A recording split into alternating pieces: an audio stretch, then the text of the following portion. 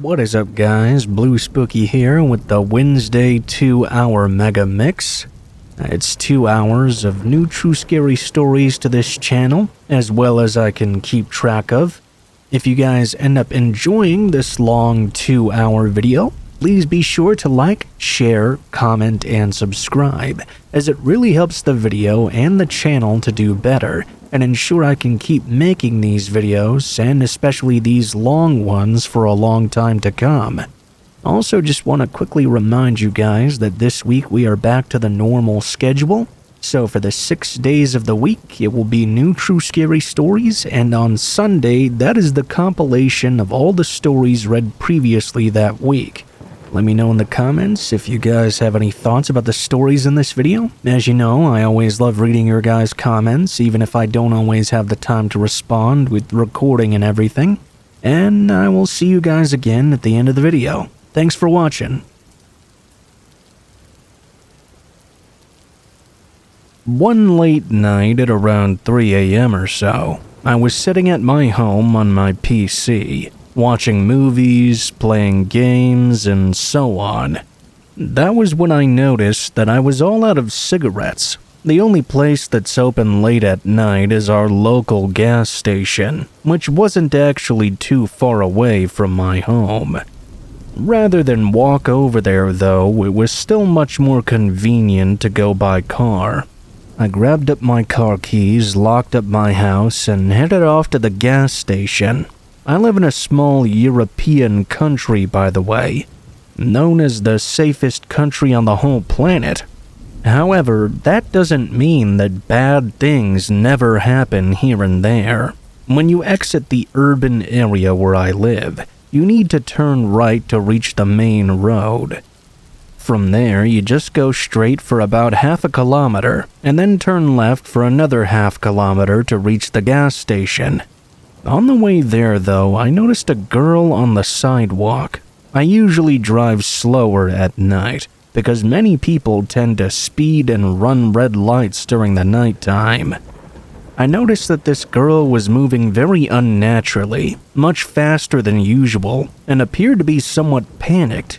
I looked around and noticed 2 guys behind her, following her. They were pointing at her and saying something, making some gestures towards her that I couldn't quite make out. This all gave me a really bad vibe. As I got closer to the events playing out, I noticed the woman was clearly frightened and looked as if she was about to cry but holding back tears. I pulled over close to her and asked her if she was in trouble. She just looked at me and nodded her head in response, and I told her to climb into the car. She did, and I explained to her that I was on my way to the gas station to buy some cigarettes, but I would take her home as soon as I was finished making the purchase. She thanked me profusely, and I asked if she wanted me to drop her off at the police station to report the incident. She said all she wanted was to go home. I went to the gas station and bought cigarettes for myself, and a bottle of water for her. She was clearly still in a state of fear. Afterward, I took her home. We passed by the same street where those 2 guys had been following her, but there were no signs of the shady men. I was just left imagining, what if I hadn't run out of cigarettes that night? What would have happened to that poor woman? I don't know.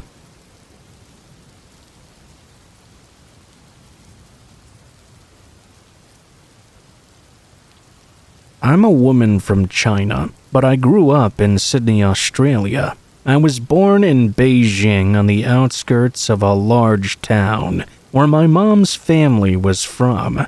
When I was about 5, my family and I emigrated to Australia, but we would still travel back to China every few years.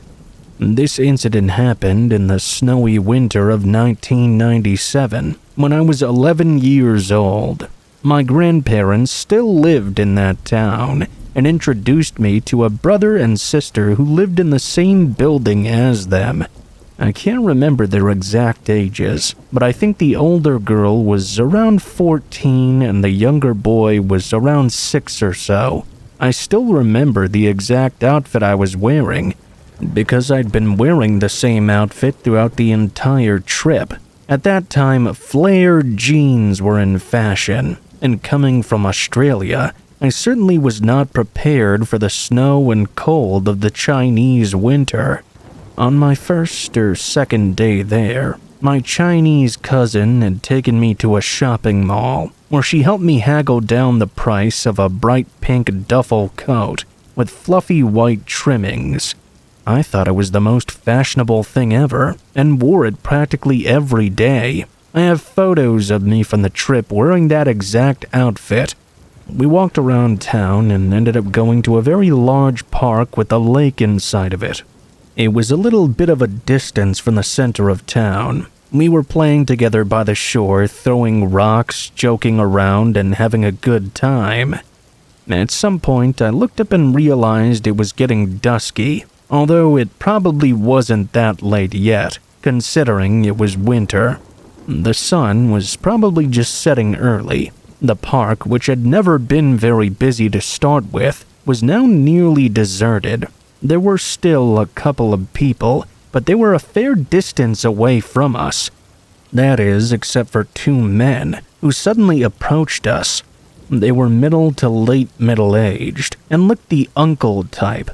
One of them approached me and said he was a friend of my father's, that my father had asked him to pick us up. I remember being very confused because my dad didn't live in this area and was in another district about 2 hours away in Beijing, where his family was from. I quickly realized something was wrong, and so did the brother and sister that I was with. We all started making excuses and backing off. I still remember very clearly that as we started backing away, the man who'd approached us looked over his shoulder at his companion as if asking what he should do in this moment. His companion had already retreated a little distance away and was now standing beside a white van with the door already open. I completely believed he was considering grabbing one of us and just making a run for it. Perhaps because there were 3 of us together, and perhaps because there were other people still around in the peripheries. He didn't do anything. I walked away rapidly and looked back over my shoulder. I remember seeing the 2 men just standing where they were, observing us as we left the park. That 15 to 20 minute walk back was one of the scariest walks of my life, as I just imagined someone grabbing me from behind every second. The sun completely set just as we arrived back to the building, and I burst in through the door so happy to be home. I did tell my mom and grandmother about it, but at that time, child grabbings in China, while already happening, were much less of a massive and widespread news story than they are now. I think my mom especially felt that being almost grabbed was somehow a commentary on her parenting skills, and so she was very dismissive. She really dislikes it even when I bring it up nowadays. Organized child and or bride kidnappings are a huge story in China. It often makes me shiver at night to think how different my fate could have been. There have been many stories about young women and girls kidnapped and forced into becoming brides of villagers in remote countrysides.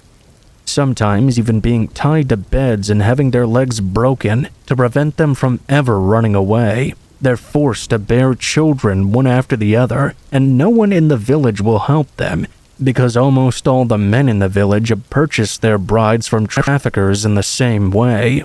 There are also children, usually boys, kidnapped into families who've been unable to have kids or adopt legally. They usually fare a bit better, but can also be neglected. Now that I have my own kids and I'm safe and warm in my bed in Sydney, I sometimes think about how wildly and irrevocably my life may have been derailed that snowy evening.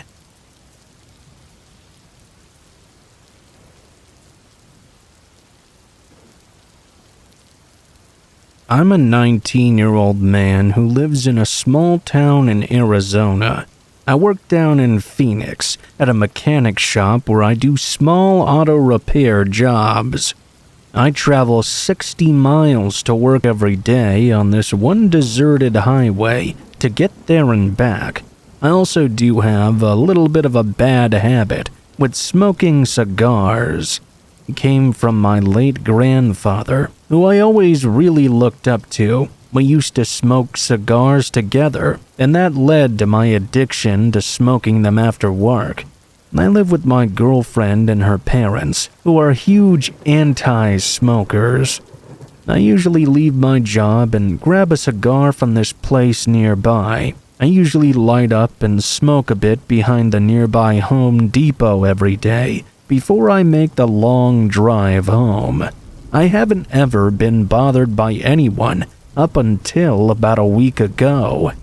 I was just minding my own business, smoking a cigar behind the Home Depot and scrolling through social media.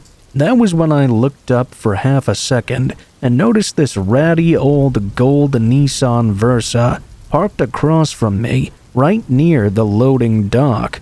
I didn't really pay attention to it at first, but 20 minutes later I noticed the same car. This time, though, there were two people clearly inside, just staring at me. I didn't know if they were waiting for someone or if they were workers on their break or something. I tried to pay it no mind.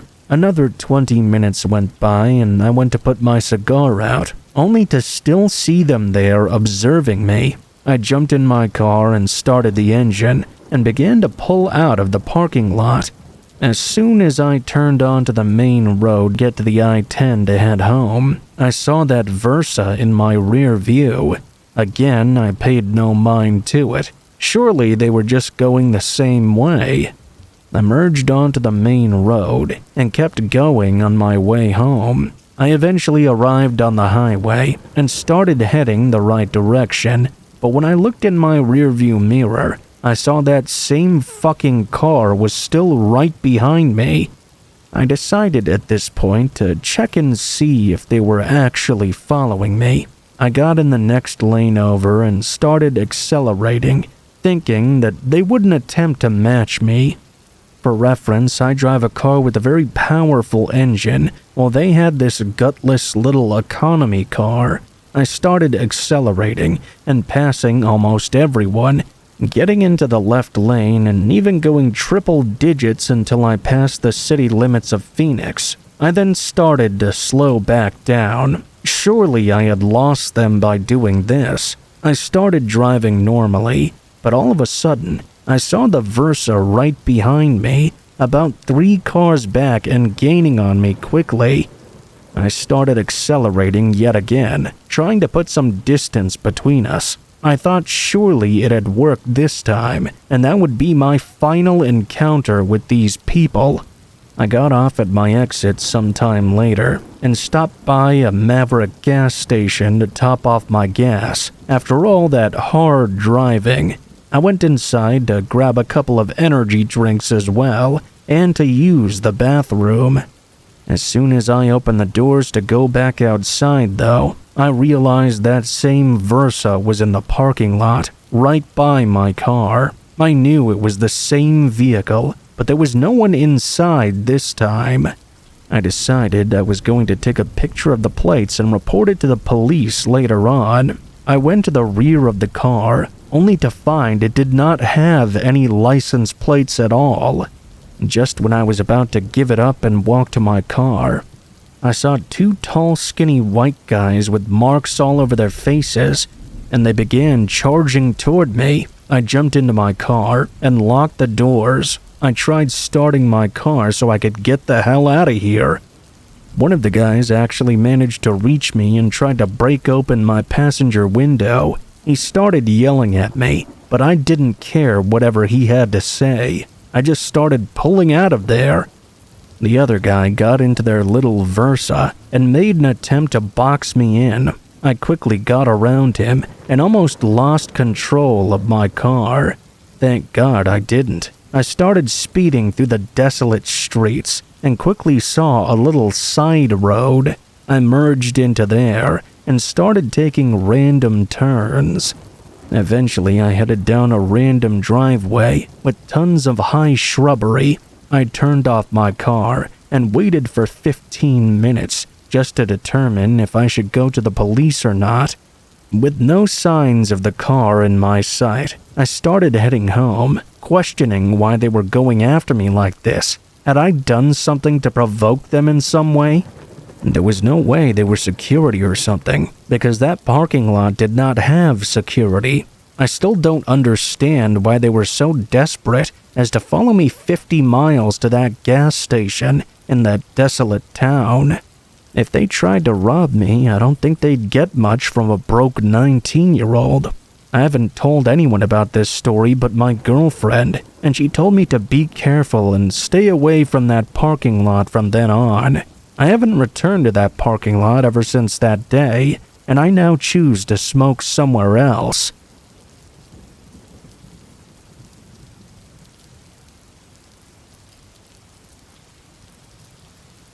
This happened just last week, and although she didn't seem specifically malicious, the things she said were very scary.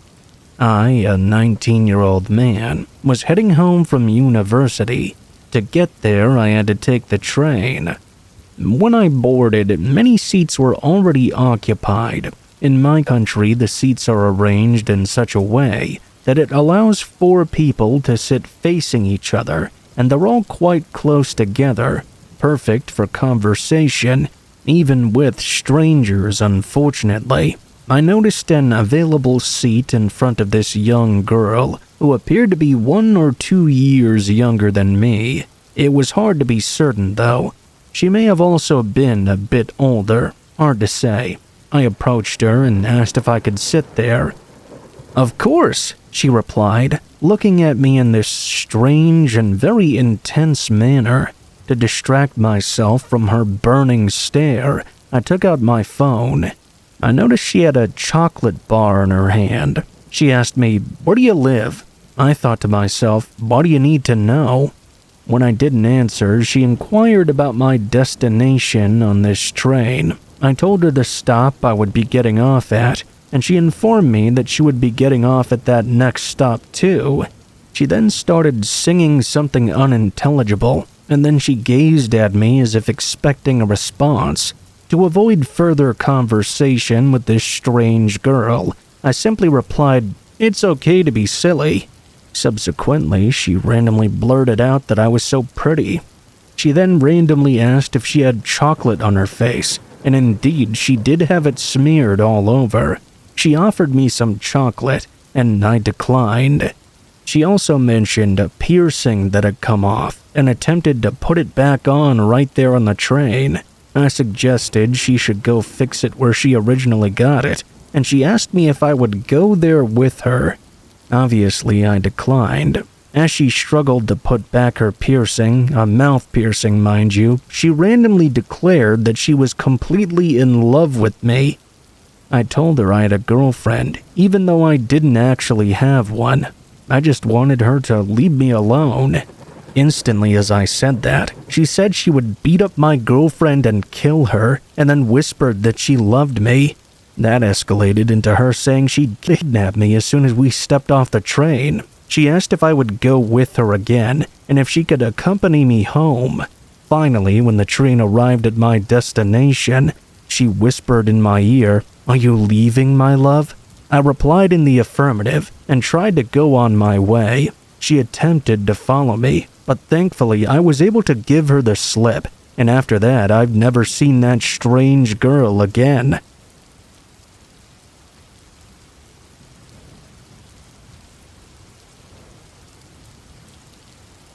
A few weeks ago, I had to fly out to a small town I had never been to in order to look for a place to live. I was moving there in the fall to start grad school. My boyfriend flew with me. Before the trip, I'd researched all sorts of apartments on Craigslist and set up a bunch of appointments to check them out. Our first appointment was in the afternoon in this sort of remote residential area. The landlord seemed perfectly fine over email and asked me to call him about an hour before the appointment to confirm I was still coming. I did as he asked, but he didn't answer the phone. My boyfriend and I started walking over to the house and just hoped that he would be there. About 10 minutes before the appointment, the guy called me up and said, "Hey, are you coming?" He sounded like an older man with a very strange, slow way of talking. "Yeah, we're in front of the house now." He got extremely upset. "Oh, yeah, my boyfriend's with me, by the way." "You never told me you had a boyfriend. You never said that." It had never crossed my mind to tell him this information, since my boyfriend would not be coming to live with me. He was just there to help me look for apartments on the trip, I told the man, and after a very long pause he said, "I'm sorry. It's just sometimes people don't tell me when they're married, and it surprises me. I'll see you soon." He then hung up. I told my boyfriend about what the man had said, and he was immediately weirded out. He wanted to leave, but there were slim pickings in terms of real estate around here. I stupidly said I had to stay in case this was the place. As we were discussing this, we saw a man leave the house we were going to view. This man was young and extremely sketchy looking. He took one look at us and ran to his car. He pulled away from the curb with a screech. Okay, now we were really starting to get creeped out.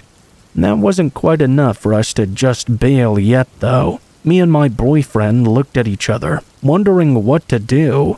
Soon, the landlord arrived. He looked to be in his 50s, very tall and strong looking. His eyes were completely blank and devoid of emotion. He slowly walked up to us and said, "I would shake your hands, but mine are dirty." He then asked me a ton of questions, completely ignoring my boyfriend. What am I going to school for? What other places am I considering for living? Was my boyfriend moving to this town as well? The entire time he just stared right into my eyes, not even blinking. I tried to give him answers that were as vague as possible. Meanwhile, my boyfriend was asking the landlord the same kind of questions, which he refused to answer any of. Out of nowhere, he said, "Let me show you the basement." At this point, we really should have left, but we didn't. I kept thinking this was just an eccentric old man from a small town, and we're city folk. He was just feeling paranoid, maybe. My boyfriend, on the other hand, wanted to get the hell out of there, but he followed us, as the man led us to the back of the house and away from the street. He went to this sort of detached shed and opened the door. Inside, we saw a set of stairs leading down into pitch-black darkness. He flipped the switch at the top of the stairs, and the light did not turn on. Normally, the response for this would be, "Oh, the lights are out," or something like that, but he didn't say anything. He just slowly walked down into the darkness and stood there without moving in the dark. He then called out to us, "Aren't you coming down?" There's nothing to see if the lights are out," said my boyfriend. The landlord just stood there for a long time, then slowly walked back up the stairs and closed the basement door. Without saying anything, he took us into the house. Weird and increasingly creepy things ensued. The front door, the only exit to the home, locked automatically. When my boyfriend tried to fiddle with it, the man became very upset and told him to leave it alone. He managed to get it open secretly, though. The man kept on trying to box us into small rooms and kept reaching his hands into his pockets, only to take them away when he caught us looking. On Craigslist and in person, the man claimed there was a grad student already living in the home, but the evidence of that seemed arranged. There were neat piles of generic textbooks on the table, but not things a 20-something-year-old might be using. There was a bowl of fruit on the table as well, but no other food in the fridge or pantry. There weren't even utensils, and there were only 3 random t-shirts in the closet. The landlord wouldn't say what school the student went to, nor how long he had been renting the house out for. Finally, the man had showed us every single room except for one. He claimed that the one he refused to open for us was the attic, and we didn't need to see anything up there. He gave us several reasons when we inquired. It was unfinished. There was furniture up there. It would smell bad. The last one I certainly believed, because when I stood near that door it smelled terrible. At this point, we made our excuses and got out of there. The man walked us out, then got into his car. But when he thought we had turned the corner, he exited his car and slowly sauntered back into the house. My boyfriend fixated on the idea that there was something off about this guy. We Googled him that same night and found out 3 things. 1, that he was a pillar of the community known by a lot of the townspeople. 2, there was no evidence of him managing or owning real estate, as he'd claimed on Craigslist. And 3, that he enlisted his home address as the very house we had been touring. That was definitely the creepiest thing that ever happened to me.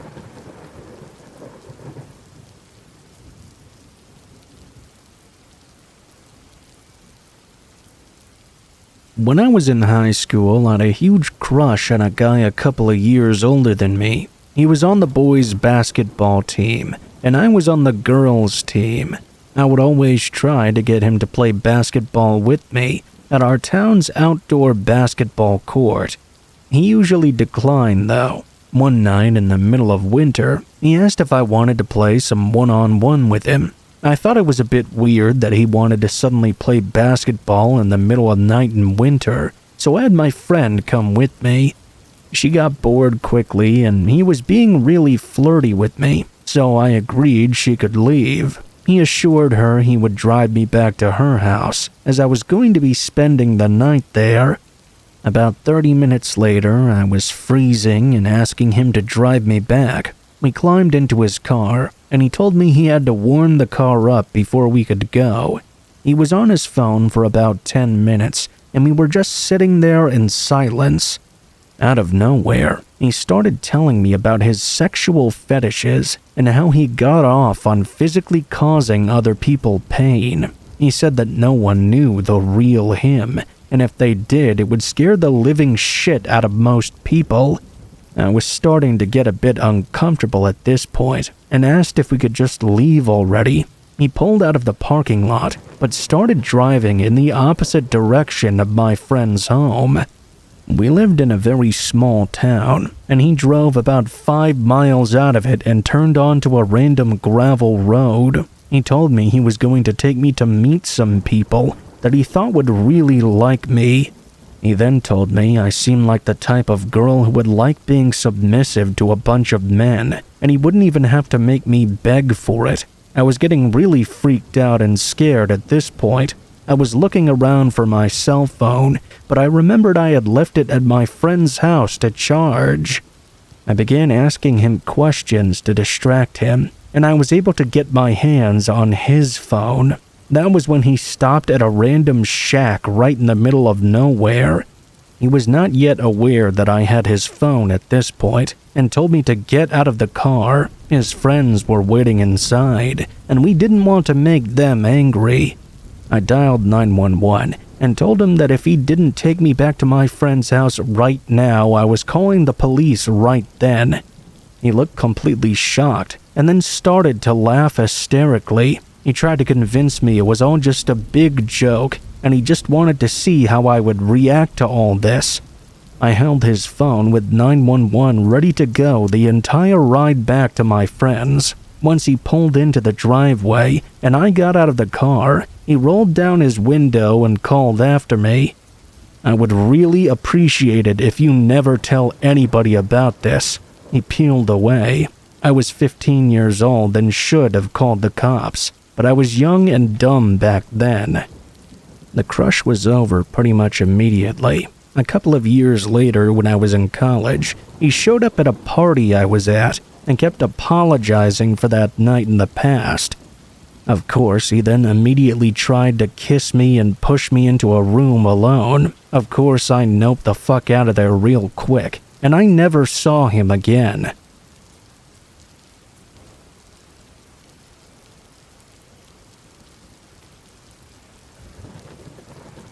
This is a story that only recently unlocked within my memory, probably within the last week or so.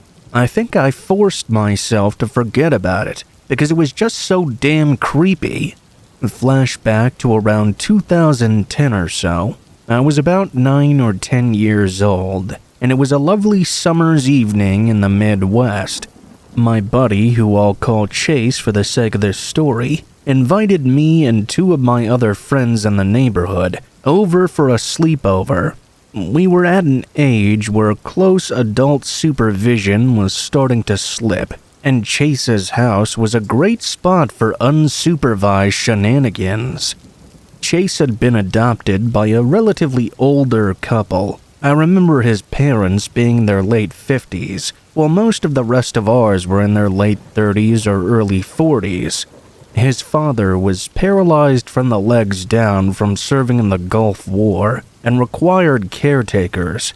His mom was some sort of business executive who wasn't in town too often. In addition to this, Chase's only sibling was much older and had already moved out for college by this time. That meant that whenever we were hanging out there were almost never any eyes on us. We never really did anything bad, but typical stupid stuff that you'd imagine kids at that time would be doing. You know, shooting off airsoft guns, putting crazy seasonings into instant ramen, and staying up late playing forbidden M-rated games that none of us had yet. All that kind of stuff. Chase's house was by far the biggest home in the neighborhood too, sitting right on top of a hill with a gate. It had a big long driveway and a huge yard that surrounded the perimeter of the home, and it backed into a wooded area, which eventually led into a state forest. This particular night, Chase had the idea that we should set up a tent in the woods and camp out for the night. Well, I don't think any of us were jumping out of our skin to do this. We all complied on the condition that we'd stay at the edge of the woods, so we could still use the bathroom and get snacks from the house if we wanted to. We set up the tent, laid out our sleeping bags, and grabbed as much junk food as physically possible. We hung out in the tent for the night and goofed around for a few hours, even after the sun set, until the sugar high died off and the unhealthy food settled in. One by one, we started to fall asleep. I was usually the very first one to crash at sleepovers, and tonight was no different. What was different was that this was not a restful and long sleep. I was suddenly woken up by someone shaking me out of the pitch black. As my eyes adjusted, I saw the concerned face of my friend come into focus. Before I could even chew him out for waking me up, he whispered to me, "Hey, do you hear that?" I sat up and carefully listened in until I heard the noise he was talking about. I noticed another one of my friends was awake too. It was a whistle. Somebody out in the woods was whistling. Each whistle was drawn out and breathy, followed by another equally drawn out note. Writing about this now still gives me goosebumps just remembering the sounds of it. It sounded like it wasn't that close, but not that far away either. I'm sure my expression turned to that of horror as my other friend woke the last one up. We all sat there in silence and listened in and tried to determine the direction of the whistling. Could it have been coming from the house? Maybe one of Chase's dad's caretakers decided to stay the night, but that didn't usually happen. It didn't take much longer to realize that the whistling was coming from the middle of the woods. Not only was it coming from there, it was getting closer to where we were. It took about 15 minutes to get our shoes on and sprint to the front porch. We left everything behind. Our snacks, our pillows, our sleeping bags, our Nintendo DS's. We didn't dare to go back for them. Under the light of his heavily illuminated driveway, which was basically a mini parking lot, we all stopped and tried to gain some newfound confidence. At that time, we managed to convince ourselves that we weren't scared at all. We went and grabbed our airsoft guns from the garage and started talking trash and shooting out into the woods, trying to intimidate this mysterious person. We were shouting that we were going to shoot whoever was out there and yelling like a bunch of idiots. We weren't able to hear anything, but at some point when we cooled down, we listened in a little closer. Hearing no further signs of the whistling person, we were satisfied and went to sleep on the floor of his living room. While that experience was creepy, what was really terrifying was what happened the very next morning. We all woke up and started talking about how creepy everything that happened last night was. Under the light of the day, we walked down to the tent to retrieve our things.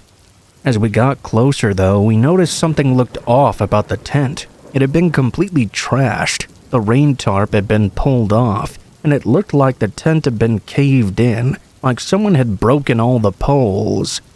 Yeah, we had left in a hurry, but I felt it hard to believe that us 4 10-year-olds could have done that much damage in our time making our way over to the front of the tent.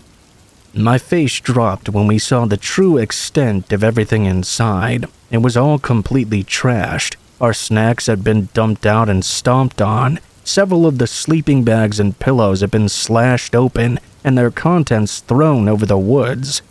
Chase's DS had been snapped in half, and worst of all, one of the sides of the tent had slits all the way alongside of it, as if some psycho had gone on a stabbing frenzy.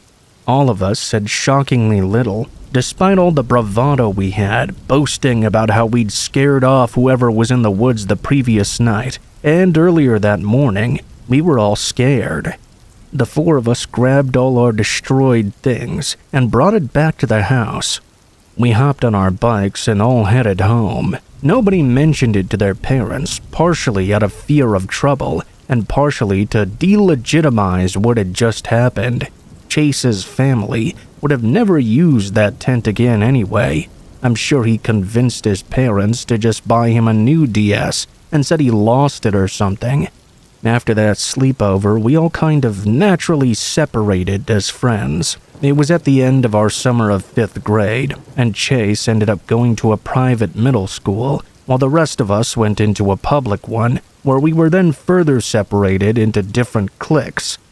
I never really thought about the incident again until I ran into one of those old friends recently when I was back in my hometown visiting family.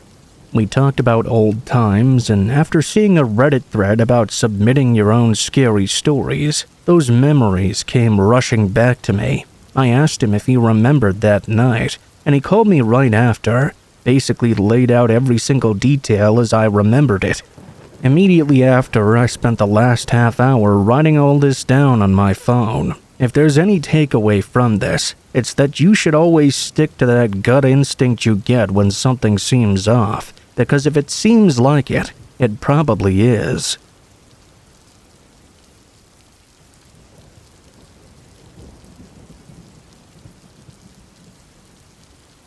I'll preface this story by saying this is a throwaway account, and I've never opened up about this because it's taken me a long time to let this sink in. My story may not be a life-threatening one as much as the other ones on here, but I felt the need to get this off my chest. The story starts off with me at 12 years old, diving into the world of puppy love and awkward first romantic encounters.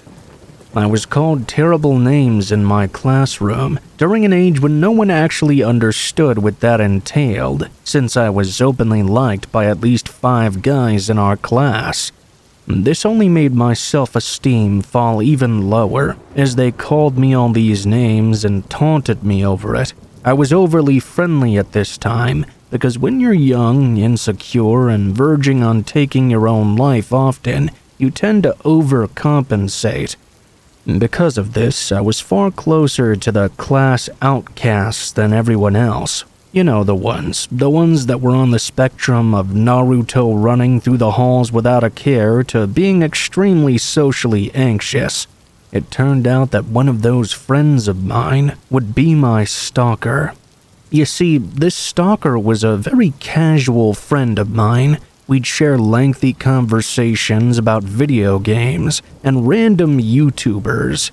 You know the kind of guy I'm talking about. He was socially awkward, but fairly harmless seeming. He just had these, for lack of a better word, neckbeard tendencies. Other than that, though, he was a generally well-put-together guy. On the last day of classes, he confessed that he was attracted to me and asked if I'd be open to dating him. I felt a bit bad for him, and out of pity, I said yes. The good girl complex that I had was taking full control, even if every inch of me wanted to say no. It was a casual and quite awkward affair. We treated it more like a friendship with a bit more commitment, but as it went on, there started to be a few red flags popping up.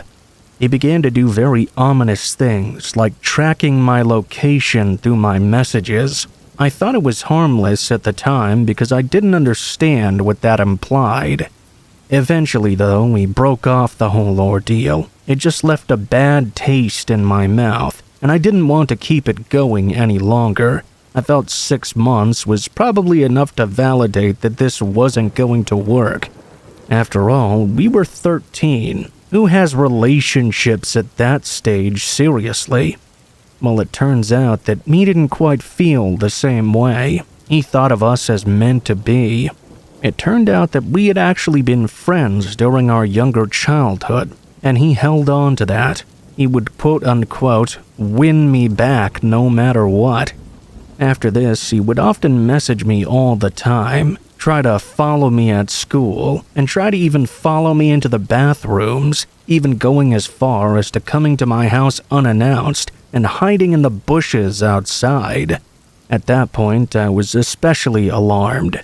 What unnerved me the most was the thought that he was now following me home from school. With how quickly he'd arrive after I got home every day, it was very unnerving. Still, my good girl mentality was still going strong. I thought that maybe I could convince him to turn this into a more standard friendship and stop behaving so scarily. He made it very clear that that wasn't going to be the way things would go, though.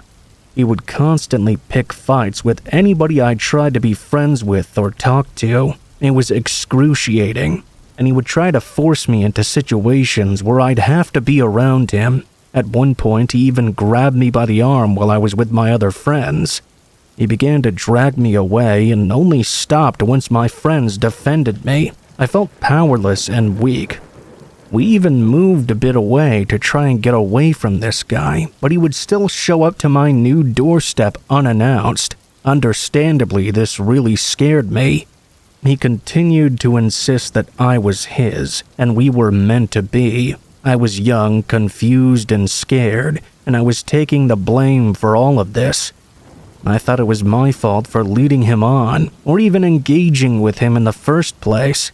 He often tried to guilt me with the excuse of needing closure, to talk to me or get my attention. You'll see how overused that becomes. It reached a point where I was constantly looking over my shoulder and going through great lengths to avoid him. He would wait by all my regular routes and follow me everywhere. I changed the places I frequented and made sure I was always surrounded by my friend group.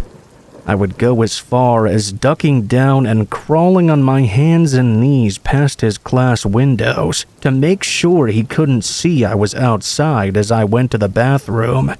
Whenever the doorbell rang, I would always freeze. I was anxious about leaving the house, because I always thought he might be hiding in the bushes outside waiting to ambush me. Once he caught on to this, he ended up spilling a sob story to our guidance counselor. I suppose he managed to make her feel bad for him, which explains why she pulled me out of class and ambushed me into having a lengthy conversation with him.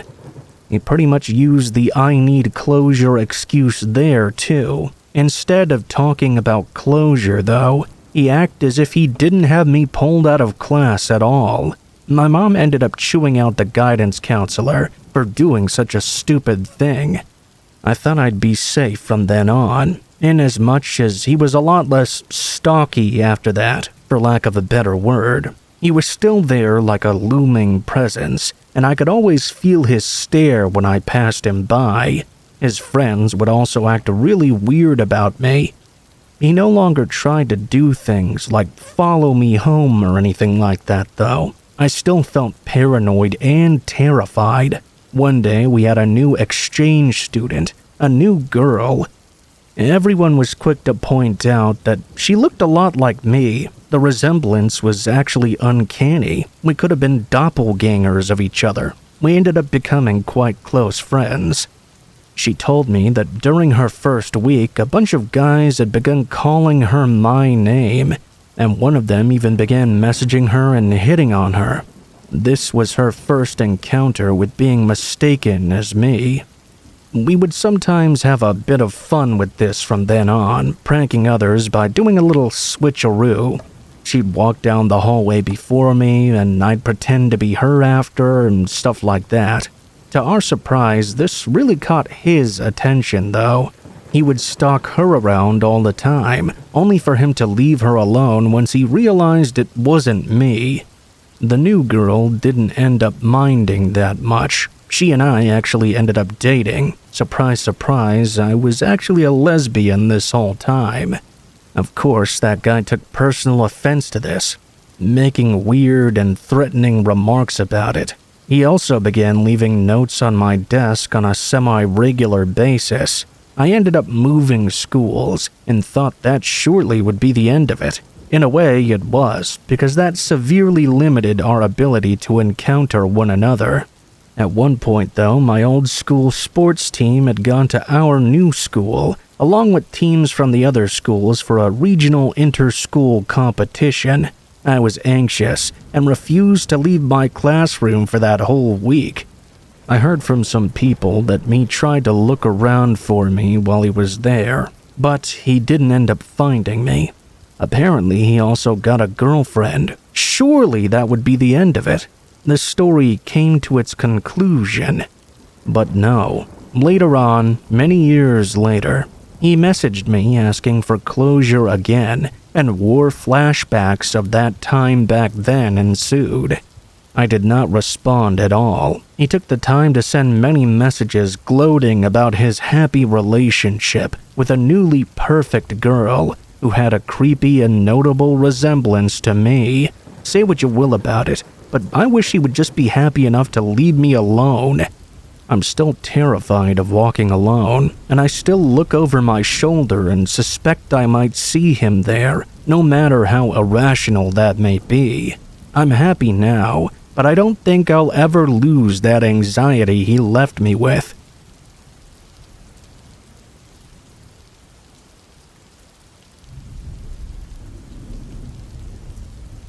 This happened late one night when I was driving back home from work on a dark and lonely highway. It was the kind of night that really makes you wish you were at home relaxing instead of being stuck out on the road. There were no other cars in sight, and by happenstance, I was driving through dark territory, meaning there was no reception on my phone. I'd been driving for quite some time and was starting to zone out a little bit. That's not to say I was falling asleep behind the wheel or anything. I was just sort of on autopilot. As I rounded a bend, though, I saw a semi-truck parked on the side of the road up ahead of me. Not necessarily anything out of the ordinary. Truckers will oftentimes park off to the side to catch some shut-eye during very long trips across the country, but there was something about this particular truck that unnerved me. I got the feeling that whoever was behind this wheel was not resting. They were waiting. I slowed down as I approached the vehicle and tried to get a look inside the cab. The windows were tinted black, and it was dark out, so it was like looking into a dark void. I also noticed that both the truck and the trailer were completely black as well. After passing the mysterious truck, I sped up and returned to my original speed. I didn't want to go too fast, just in case a trooper was hiding out somewhere, tagging passing cars. As I continued down the road, I kept thinking back to that strange truck I'd just seen. I couldn't shake off the feeling that I was in some kind of danger. Perhaps just my overactive imagination. Damn it. Get a hold of yourself, I said. It was just a trucker counting sheep on the side of the road. Saying it out loud didn't make it any more convincing, though. There was just something that made me feel uneasy about this situation. As I was about to turn around another bend, I heard the unmistakable sound of an engine revving behind me. I looked at my rearview mirror as a pair of headlights came up fast right behind. I panicked and pressed down on my gas pedal, but my car was nowhere near fast enough to outrun this truck. The headlights were now directly behind me, practically blinding me. My heart was pounding out of my chest. I knew there was something up with that truck. Now I had to do everything I could to get away from it. The road was narrow, with no side streets or exits in sight, though. I was trapped out here with this massive 18-wheeler right on my ass. Suddenly, a hidden trooper didn't sound too bad. As we continued down the road, the truck slowed down a bit and stayed a safer distance behind me, not making any attempts to pass me by. It was at that point that the truck then turned off its headlights. Oh, hell no. I immediately sped up, looking into my rearview mirror. I could make out the vague silhouette of the truck, getting further and further away as I floored it down the highway. It disappeared from view eventually. When I finally arrived home safely, I parked my car in the driveway and went inside, making sure all my doors and windows were locked. I was exhausted. Nothing takes it out of you quite like being afraid from your life out on a dark highway. I just wanted to get some damn sleep and put the entire thing behind me. About an hour later, though, I was woken up by the unmistakable sound of an idling engine coming from right outside. Half asleep, I got up and looked out my window. I became fully awake once I saw what was parked outside. The black semi-truck was parked in the road right outside of my house. Not only was I terrified of my previous encounter, but what was equally jarring was that this massive truck was in a residential area. I had no idea how that driver had even maneuvered down the narrow streets with his trailer attached. This was the first time I got a good look at the thing. It had no commercial markings on it whatsoever. There was no place to call a number to let the company know that one of their drivers was a psychopath with a bad case of road rage. The vehicle also did not have any license plates. I couldn't handle seeing this suspicious truck outside of my house. I remember just saying no and crawling back into bed. I didn't have the energy to deal with this insane bullshit. I remember hearing the truck slowly pulling away as I drifted off to sleep. To this day, I'm still not sure if the driver somehow found out where I lived, or if it was all just a very vivid nightmare. The next morning, I considered calling the police to report the encounter, but honestly, what were they going to do? There was no damage to my car, and there was no proof of what happened out there on the highway. There were no identifiable markings or plates to point out to them either. Over the next few weeks, I couldn't shake the feeling I was being followed. I became severely paranoid, constantly looking over my shoulder, and freaking out every time I saw a dark-colored truck. One day, I was walking back from the grocery store when I saw a black semi parked on the side of the road. After nearly having a panic attack, I was put at ease once I saw the commercial markings on the side of its trailer. I realized it was just a regular semi-truck with a black paint job. What happened to me that night was terrifying, but the fear that it caused me was taking over my ability to be rational. After a while, I decided I couldn't allow it to control me anymore, and I moved on with my life. Through tons of hard work, it's been years, but I still think about that black semi-truck from time to time. Ultimately, this experience has taught me to trust my instincts and to be extremely cautious when driving alone on remote roads. I still wonder who was behind that wheel of that truck. and what their intentions were for me that night.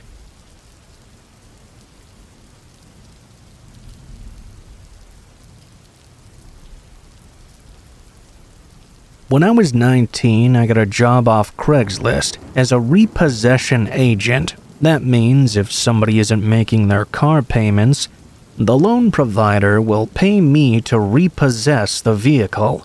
It was mostly an honest living. However, it did involve sometimes trespassing onto private property, and I technically wasn't old enough to get a repo license. I was flat-ass broke, though, and the men who owned the company needed someone who spoke both Spanish and English and didn't stick out like a sore thumb in a minority neighborhood. In this line of work, you do have to consider things like this. From 10 p.m. to 10 a.m. Monday through Friday, I repossessed cars with a partner for cash commission. Throughout my time as a repo man, my partner and I found ourselves in many dangerous situations, but there's one in particular that comes to mind whenever someone asks me what's the craziest thing that ever happened to me. It was around 1 a.m. or so, and in one of the worst neighborhoods in the area. Since it was a weeknight, there would typically be a fair bit of activity around this time. The local drug addicts loved to hang around and watch us grab somebody else's car. They would oftentimes try cheering us on or talking to us, which was somewhat irritating.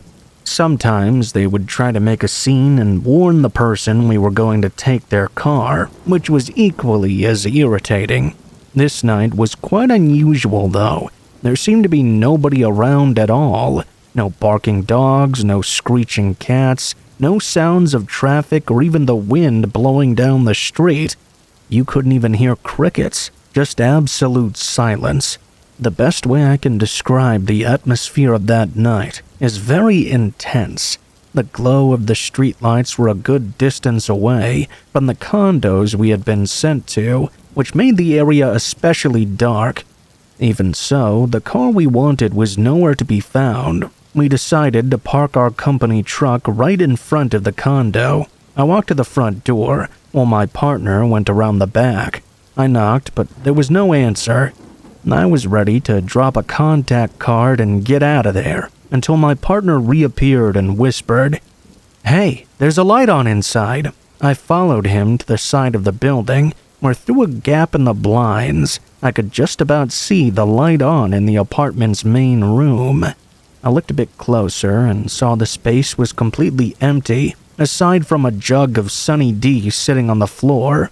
I watched closely for any movement. After a few moments, the dog ran across the ground up to the window. I was about to go back out front and knock on the door again, but my partner took off in a panicked run back toward the truck. "Dude, we gotta go!" Confused, I followed. He jumped into the driver's seat and started the engine. I grabbed the shotgun from the back seat, and he threw it into gear and sped off in a hurry. My heart was racing. I was ready for a high-speed chase with the possibility of a shootout. I looked over to my partner. His face was pale and white, and I could see beads of sweat coming down his forehead. He was driving fast to catch his breath. What the hell happened back there? He snapped to look at me, as if I had just asked him the dumbest question in the world. "You didn't see that guy?" "No, what guy?" "In the window." "Nah, man, I saw a dog." "Dude, that was not a dog. Are you blind?"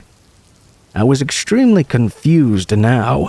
"Were you even looking? There was a guy running around on all fours, butt-ass naked, pretending to be a dog. You didn't see that?" I was only at the window for a few seconds, so I thought it really was a dog.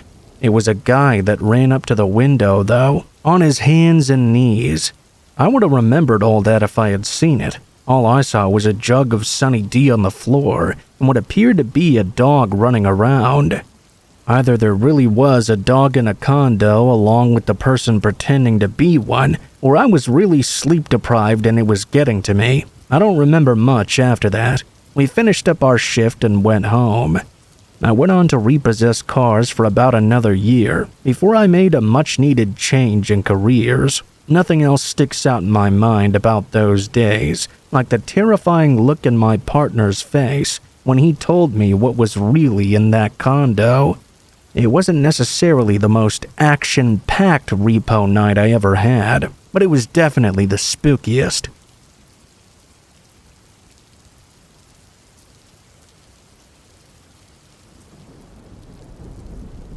This story comes from Belgium and took place in 2020 during all the confinements that we were under.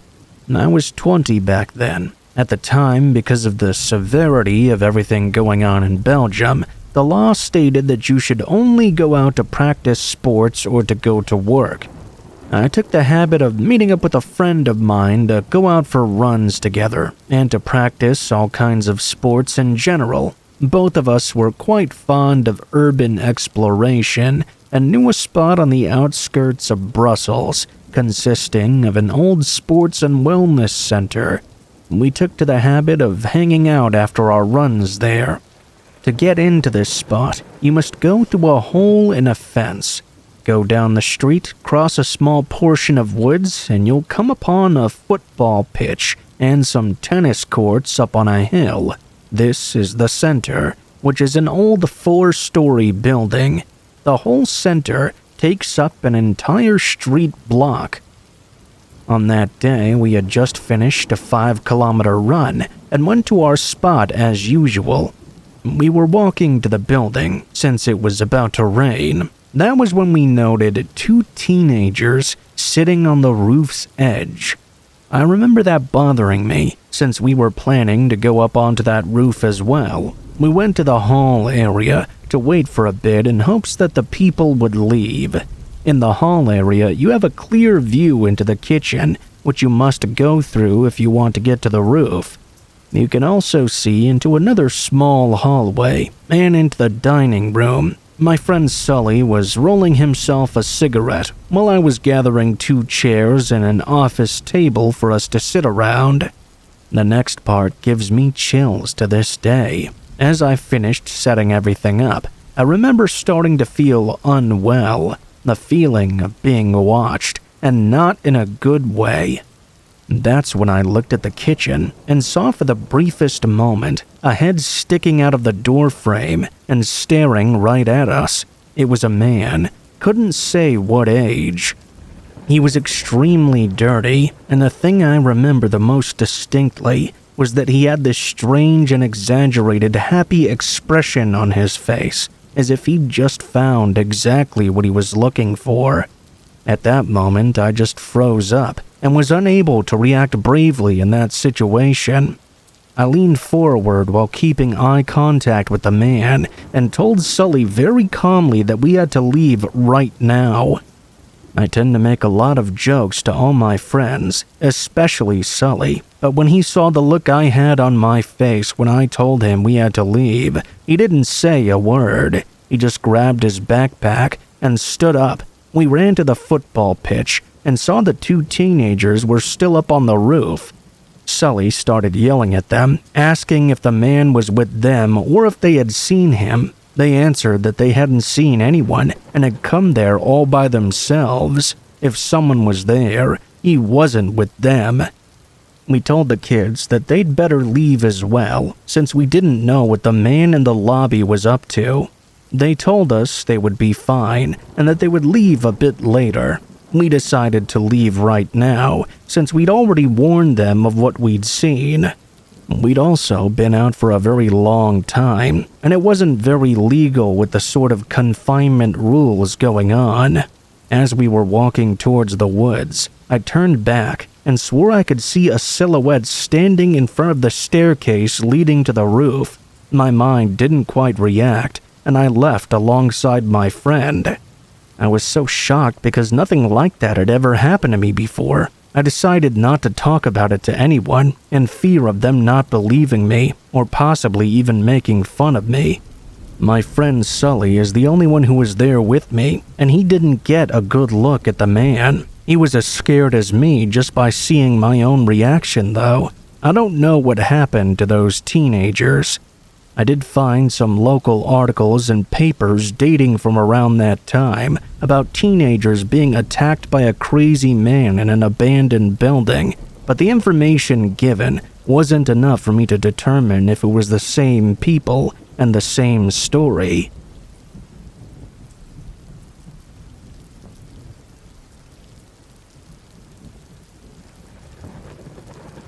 This story happened quite a while ago, but it still haunts my mind. I live in a quiet countryside where nothing usually happens. I'm an 18-year-old girl who can easily walk around my hometown alone without feeling scared. It's very safe here. Basically, there's no crime. As usual, my dog and I went for a walk one evening. The weather was nice, so I decided to go to a nearby field. I usually let my dog off her leash there. It was fun for both of us. She's a nice dog and always comes when I call her. We reached the field and everything was going well so far. Nothing seemed out of the ordinary, except for this very strange feeling in my gut that I didn't usually have. The last time I remember having this feeling was when I was 8 years old and we were driving at night with my family. I remember saying something like, "I feel something's wrong, you should be careful." They slowed down because I was so oddly serious, and a moment later a deer came out of nowhere, which we would have crashed into had we been going the same speed. I remember it like it was yesterday. However, in that field those 10 years later, I got that same exact gut feeling. Whatever, I thought. I just kept ignoring it. We rolled around the fields and nearby forest until the sun started to go down. I put my dog back on her leash and decided to leave from one of the tiny paths that go through a small forest. It was the quickest way home. Not a very popular route, but a quick one.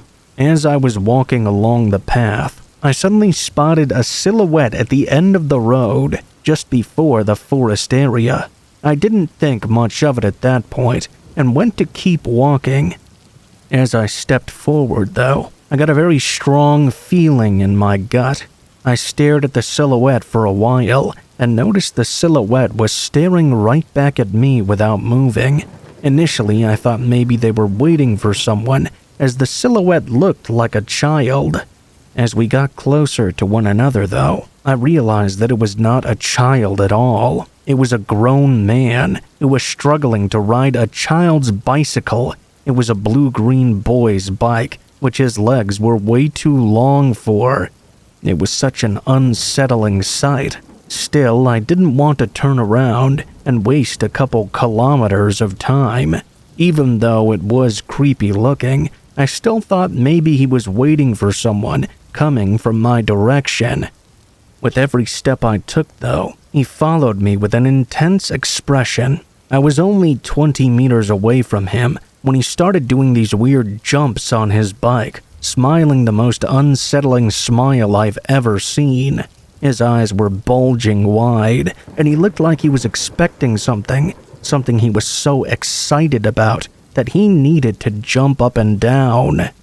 He appeared to be in his 50s or something. Long, thin legs and arms, bald with a creepy, unsettling smile. I glanced behind me. No one there. Just me, my 18-year-old self, with my fluffy, definitely not guard dog.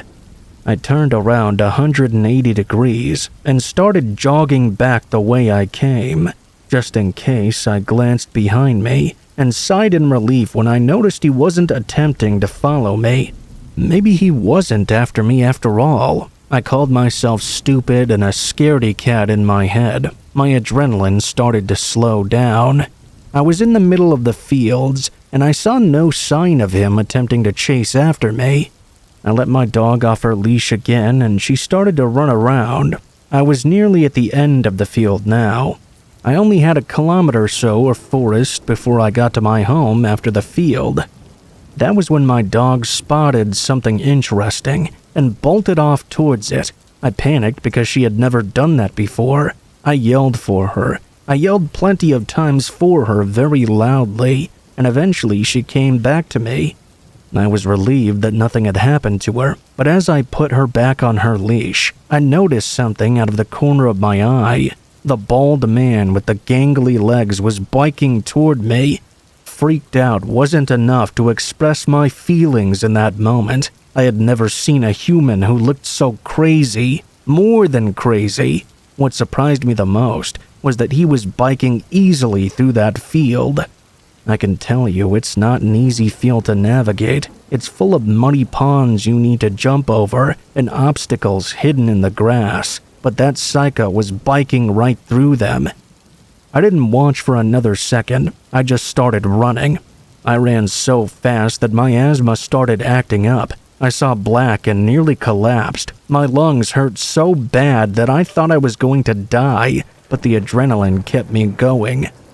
I glanced behind me once more. He was still chasing after me, now struggling to keep up his full speed on the field's grounds. He still had that unnerving smile. After that, I just ran like crazy until I found a house. I hid in their yard without even minding that I was on someone else's property. That didn't matter to me at that moment. I waited a while with my breath stuck in my throat, but he did not come. I'd been planning to yell as loudly as I could if he found me, but he never did. At some point, the adrenaline started leaving my system, and I left my hiding spot. I ran again until I reached an area with multiple people in their yards, so I would have help if he followed me further. But I didn't have to do so. I typed 911 into my phone, but I couldn't bring myself to call. What was I going to tell them? I also didn't want my parents to find out, since they were so overprotective. I still live with them, by the way. I've been paranoid since that incident, and my dog was frightened too. I guess she noticed something was really off about this guy. I swear to God that I will always listen to my gut when it's telling me something from now on. I'm still scared of that man. I've expected to randomly spot him in some area. I wonder what he could have done to me if he had caught up to me. I can't forget his awful smile. It was the kind of smile that makes me think he's going to reappear at my window one night and do whatever he wants to me. I feel paranoid and helpless, and I'm still thinking about calling the police.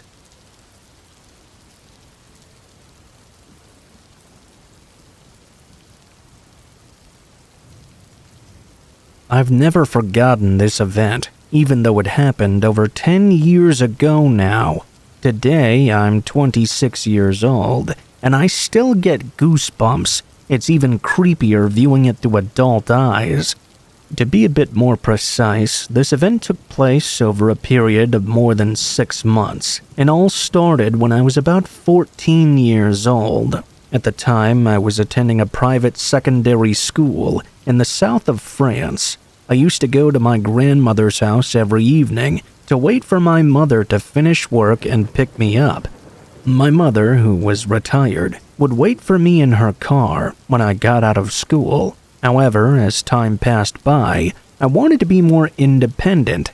I asked if I could start taking the bus home, and she agreed. I like to put on my headphones and take advantage of this long journey to listen to my favorite music and get lost in my own world.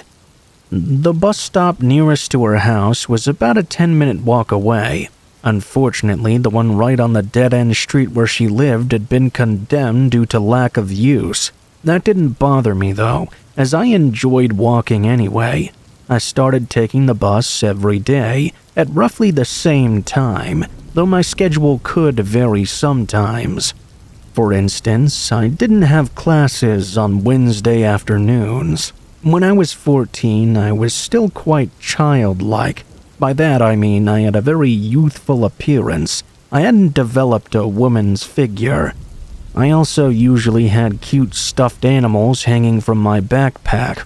Well, I suppose you can imagine what sort of people that might have attracted. One day, I noticed this man in the bus. Around September or October. He must have been in his 40s, very short and bald. Why did I notice him, you might ask? Well, because he was staring directly at me, and I had the feeling he wasn't blinking at all. When I looked over, he would smile at me, but his smiles did not inspire confidence. It was completely instinctive. I had never encountered the harsh realities of the world and was still very naive, but even I could tell something was wrong with this guy.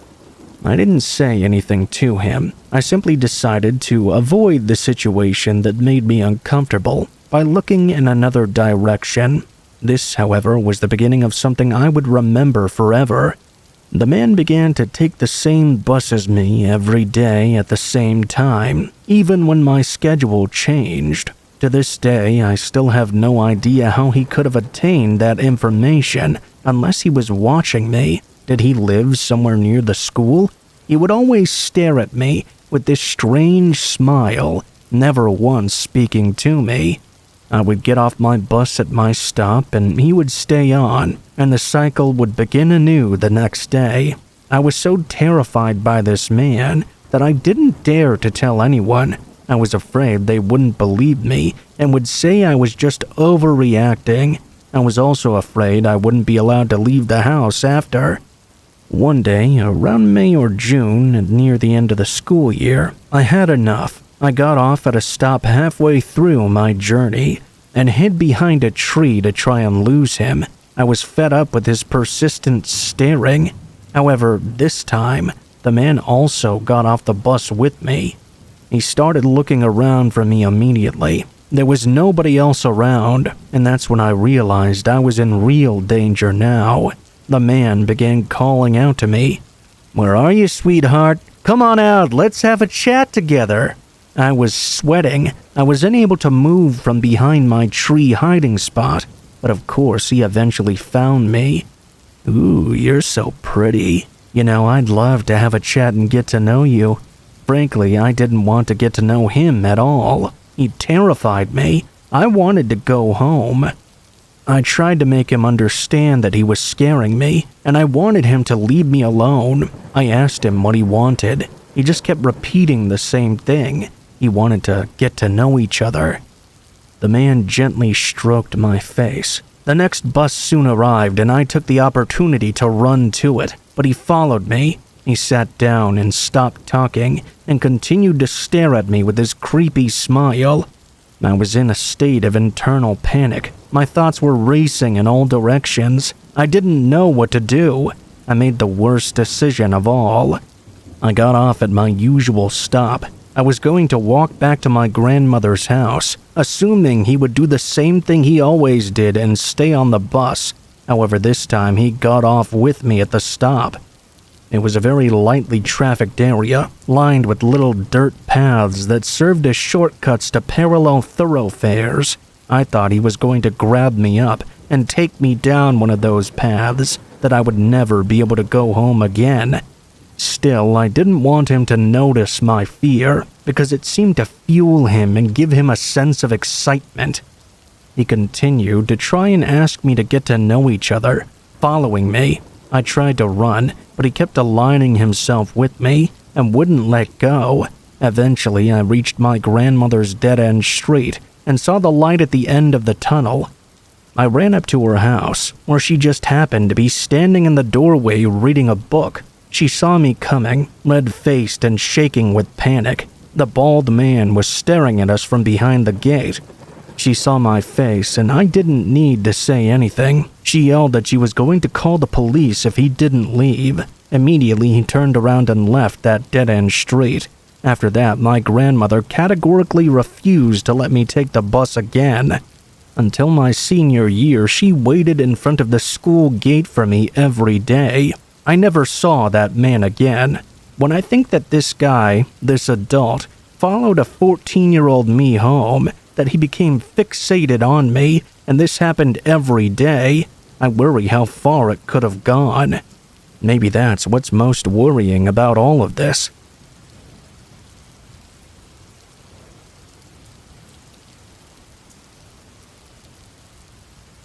When I was 21, I transferred to a college in San Francisco. I checked out a room for rent on Craigslist. It was a really nice 2-bedroom apartment, cheap rent and close to campus as well. It was really the ideal spot. The girl who lived there was 29, and her name was Beth. She was tall and had jet black hair and wore pale makeup. She seemed nice enough, although a bit quiet, and she seemed to like me. She agreed to allow me to move in. So far, so good. My first night there, we went out for pizza, and that's when I could tell there was something a bit off about her. Throughout the dinner, she kept telling me how much I looked like Shia LaBeouf. I really didn't know what to say, so I just shrugged it off with an, thanks. I mean, I looked nothing like Shia LaBeouf, so I really didn't know why she was saying this. When we got back home, she asked me if I had seen her room yet. I said no, and she took me to see it. Her walls were plastered in photos and posters of Shia LaBeouf. She had printed out so many pictures, they were even all over her mirror. She owned a huge collection of his movies, too. I didn't know what to make of this. It was extremely creepy. The whole night she had been insisting I looked just like him, and now it was clear she was obsessed with the guy. A few weeks passed by, and I didn't even see her that much. She would come home from work and practically run into her room. At night, I would hear this high-pitched, creepy giggling through the walls, almost sounding like it was a ghost haunting the place. I wondered what the hell she could possibly be doing in there. Occasionally, she would come out and talk to me for about 2 minutes, and would always be slurring her words. I suspected she must be drinking quite a lot. Sometimes she wouldn't even say anything. She would just kinda stand in the hallway and watch me. I would turn and see her, and always be surprised. "Hello, Beth." Then there would be this long, awkward pause, and she would do her creepy, high-pitched giggle. It was uncomfortable being around her. Something about her gave me the chills. One night I woke up at around 2 a.m. because I heard what sounded like the front door being unlocked. I came out of my bedroom, and all the lights were still off. I could see Beth standing by the front door, though. She had her face pressed into it and was turning the lock back and forth over and over again. Every time she turned it, she mumbled my name. Seeing her standing in the dark mumbling my name obviously freaked me out. It didn't help that she looked like a taller version of the girl from The Ring. I quietly slunk back to my room and tried to just get some sleep. Maybe I'd pretend it was just a dream or something. One night I was watching Gladiator when she stumbled out of her room and turned on the living room light, forcing me to pause the movie. She asked me if I wanted to hear a story about her ex-boyfriend. Quite an uneasy segue into the topic, but I said, "Sure, I'm willing to listen." I awkwardly sat back and listened to her. 10 minutes into her story, she was getting so worked up that she was screaming at the top of her lungs about her breakup. She wasn't listening to me at all when I asked her to lower the volume. I was worried that one of the neighbors was going to call the police because she was screaming so much. At that point, she randomly blurted out something that really freaked me out. She was going into a complete psychotic fit and blurted out that she was going to slit his throat and kill him. That was a big game changer. I had no idea what this woman was capable of. That was when I realized that even though I lived with her and saw her every day, she was a perfect stranger. Everything I had seen was becoming so disturbing. After a few minutes, she went back to normal as if nothing had happened and calmly thanked me for listening. I got out of there real fast and went to my room to try and sleep. I started to get an unsettling feeling about being in the same apartment as her. What's worse, there was no lock on my bedroom door. Because of this, I pushed the edge of my dresser in front of it to act as a barricade. I remember being woken up in the middle of the night to the sound of my dresser scraping against the floor. Beth was pushing the door open. I turned on my light, shouting at her to stop. I could see her through the opening. She was drunk and had this insane look in her eyes. I pushed the door closed with my whole body and yelled at her to go back to bed. I could hear her walk back to her room, but I couldn't get myself to fall asleep. The next morning, when I went out into the hallway, my heart dropped. I saw one of her steak knives embedded into the floor by my door. I got goosebumps all over my arms. All I could think about was her saying what she would do to her ex-boyfriend's throat. I confronted her about it, and she said she couldn't remember trying to push my door open. Didn't even remember the conversation we had about her ex. By that point, I'd clearly had enough. My lease was month to month, so I found a new spot and moved out. About a month after I left, she contacted me. I was at the movies and my phone was off. When I got out and turned on my phone, I was shocked to see she had sent me over 40 messages over the course of the past 2 hours. They were all completely insane. They ranged from everything between, "Hi, how are you?" to, "I hate you." It was just insane. I didn't respond, and I never heard from her again. I always wondered what would have happened if I didn't set my dresser against my door that night. Would she have entered my room with that knife and killed me? It freaks me out just thinking about it.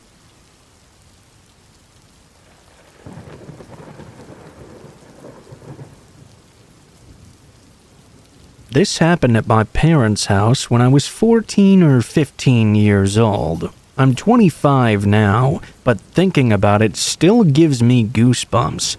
It was nearing the end of my summer break, and my parents decided that they were going to go on one more fishing trip before students started going back to school. My mom ran a cafe in front of the high school. They gave me the usual rundown about how to reach them and blah blah blah, all that stuff. They were on their way. They took my dad's Jeep, and my mom's car was in the shop at the time, so going out was out of the question for me. I did what any teenage girl would do with a house empty of adults and a fully stocked bar. My dad was quite the drinker. I stayed home all weekend, ate junk food, and binged every B horror film that my dad had rented from Netflix. This was back in the mail-order DVD days. It was a Saturday night, technically Sunday morning. I was downstairs on my dad's leather recliner, bowl of popcorn in hand, eyes glued to the television as I watched The Ring.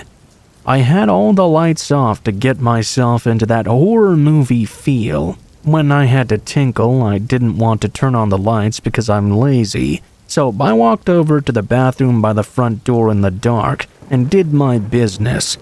I didn't even bother turning on the bathroom light because I was so lazy. As I sat there pondering the plot of The Ring, I looked up at the window that faced the front yard. It was an oval window, and instead of buying curtains for it, my dad used some of that frosted privacy film. Basically, it kept anyone from peering in, but you could still vaguely see things on the other side of it. Well, as I was zoned out, I noticed something quite odd.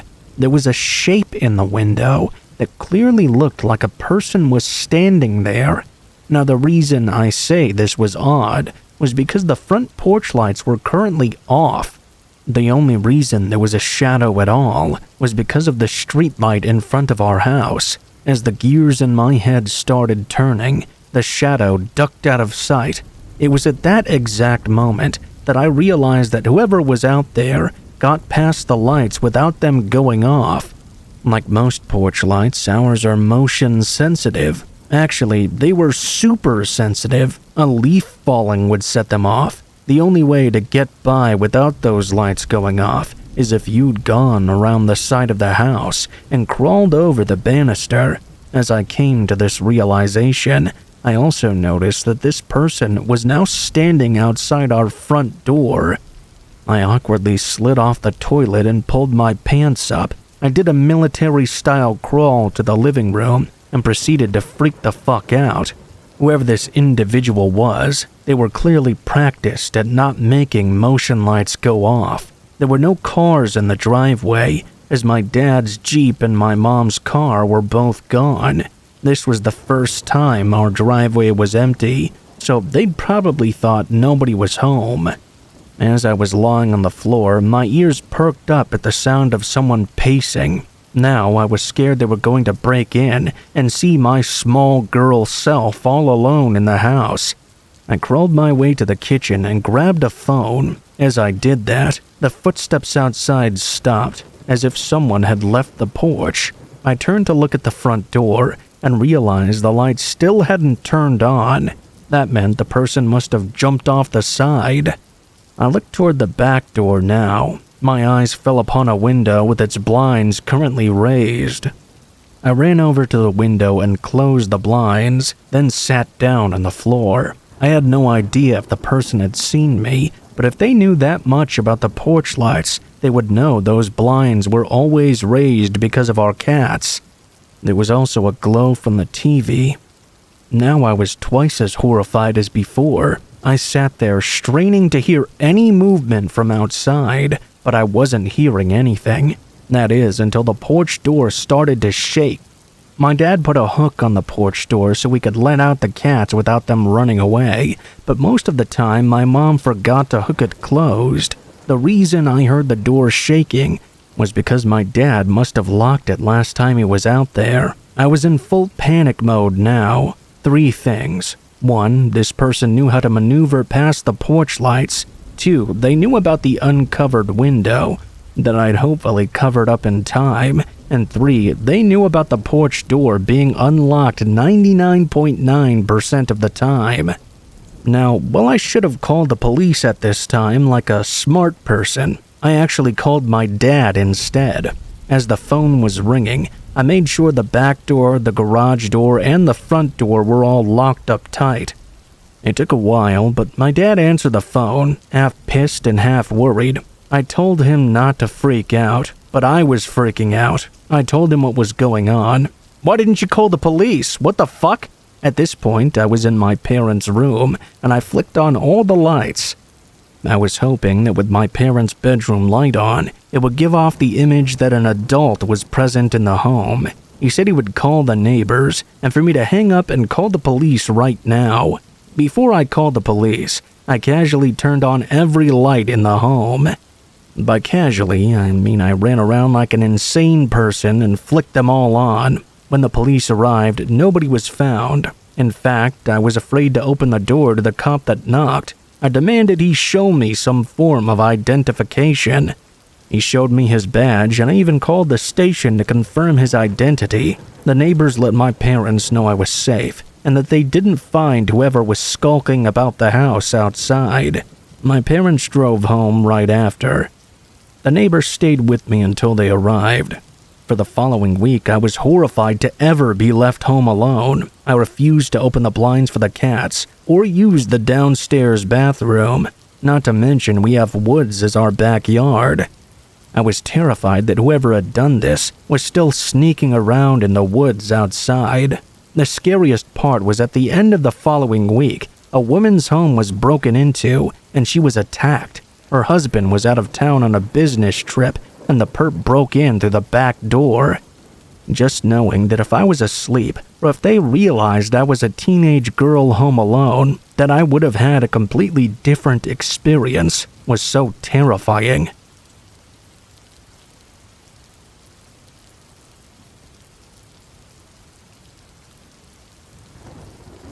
For context, I moved into my new house about a year or 2 ago. I had lived in the area for a year before, but we were evicted due to the owners of our old house wanting to move in. I'm a young woman, still living with my family, which makes this story even more strange and unsettling. When you look out my window, you see my fence and then a house. They're up on a small hill, so the fence doesn't block anything. The first encounter I had with this man was late at night. I was with some friends while all of our parents were out at a party. I'll say my friends and I are old enough to be left at home alone, and we were all responsible. We were just relaxing in my room, with no light or music on. We had turned off the TV too. That was when we heard my dog start barking for a good 10 minutes. We passed this off, because she barks at absolutely everything, from birds on the power line to bugs on the front porch.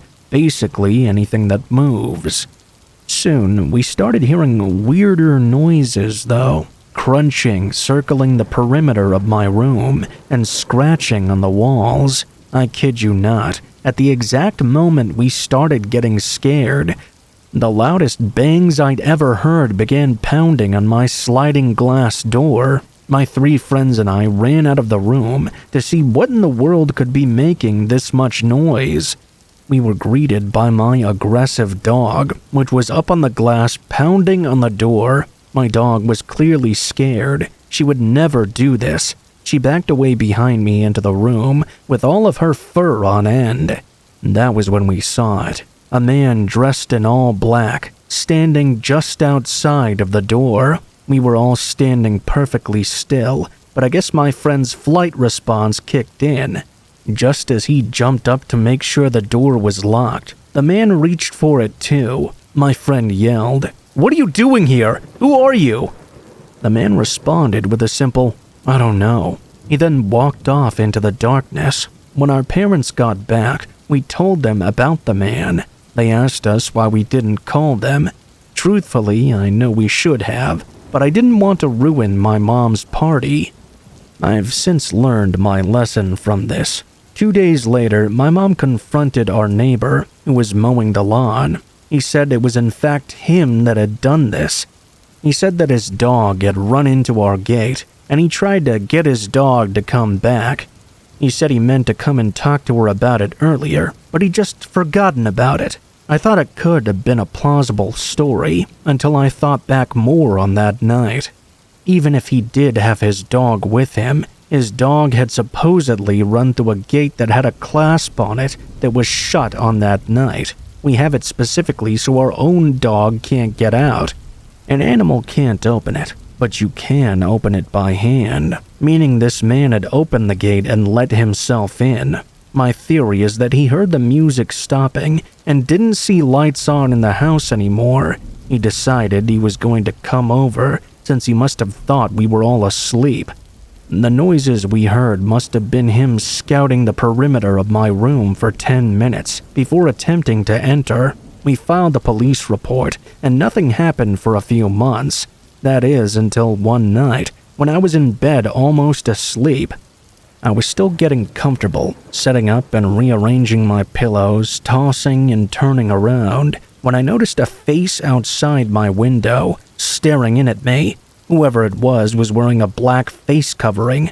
I texted my mom and froze. I heard movement. My mom rushed in and checked, but nothing was there. This wasn't just my imagination, as my neighbor's lights were visible from the crack in my curtain, but the face was covering a majority of the light. Ever since then, I've noticed them watching, and whenever I catch them looking, they get up from their balcony and leave.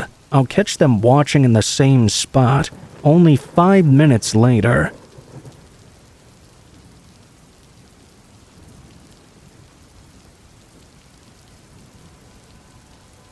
It wasn't until I reached my 30s that I realized the mistake we'd all made.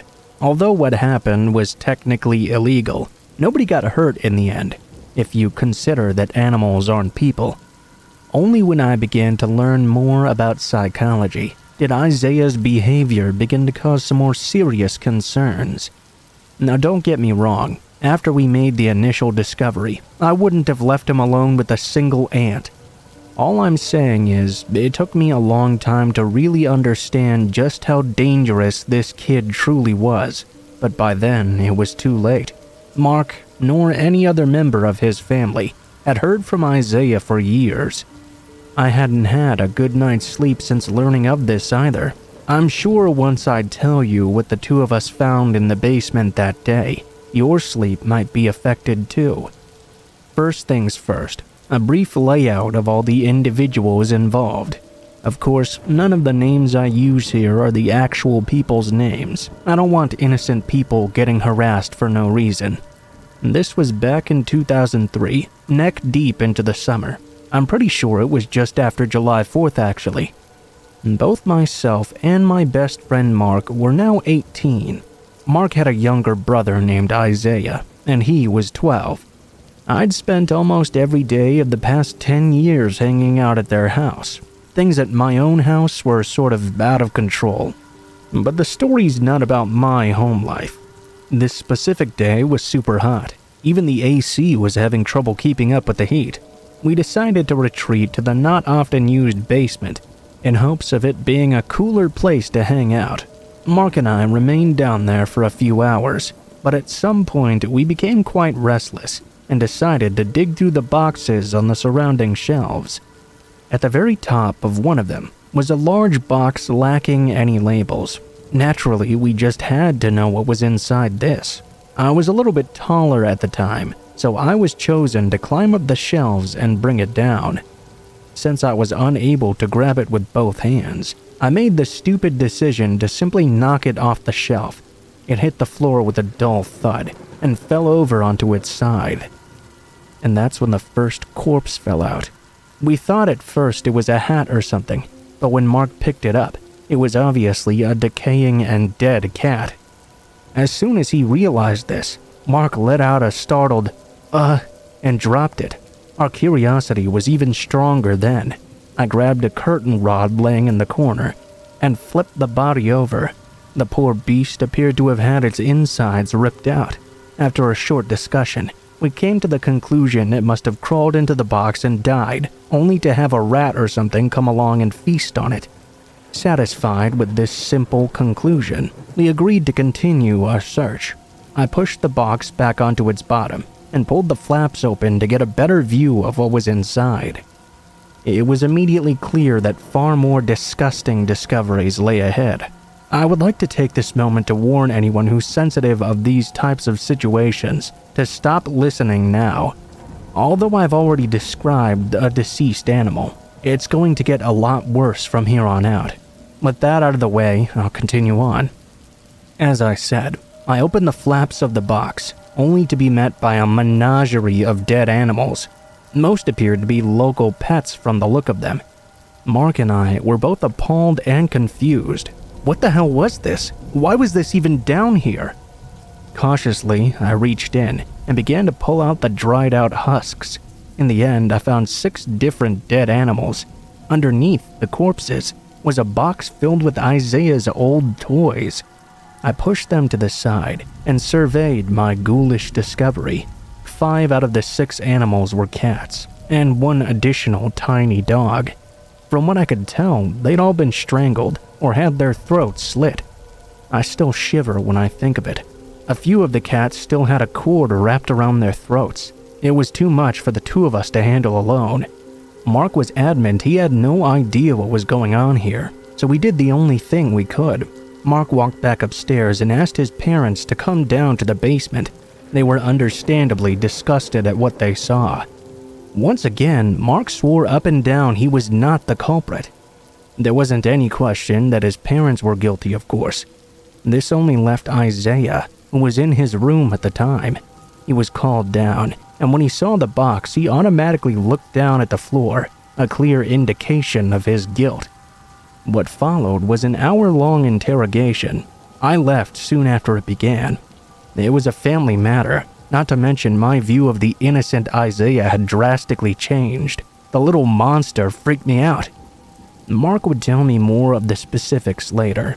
The decision was made to get Isaiah counseling, and that's pretty much it. The police were never contacted, and the pet owners were never told what had happened to their beloved family members. I can understand not wanting your 12-year-old being labeled as a monster and written off, but that's exactly what he was. Mark said he tried to say the animals had attacked him at first, and he was simply defending himself, but nobody was going to buy that. Eventually, he accepted responsibility and apologized. I wasn't comfortable with this result even as a kid, but now that I know this is the sign of a budding serial killer, I'm terrified. For a few years, I lost all contact with Mark. I went off to college and moved to a new city. I began searching for him soon after learning they had moved not long after I had. It was a fresh start, as he put it. Apparently, Isaiah had stopped attending the counseling within only months of starting. He began to act out, and residents started asking questions. I knew none of this, of course. When I did track Mark down again, he would update me on everything. Our reunion fell under a swift cloud when Isaiah came up. I could tell by his tone that Mark was extremely worried. He admitted to me he was quite scared of his brother these days. He had even lost contact with him, and he feared for those around him. As I write this, no one's had contact with Isaiah in over 7 years. His name comes up in various searches, but it seems he sure does like to move around a lot. He shows up in Denver, Los Angeles, Chicago, most recently Long Island. These are all cities with multiple unsolved crimes and murders. I'm not sure I'd want to talk to him even if I did track him down. I know Mark doesn't, and now maybe you'll see why my nights are fitful and long. I often blame myself for having not said anything. I catch myself searching the crowds for Isaiah's face, but I admit I probably wouldn't even recognize him these days. My fears may be unfounded.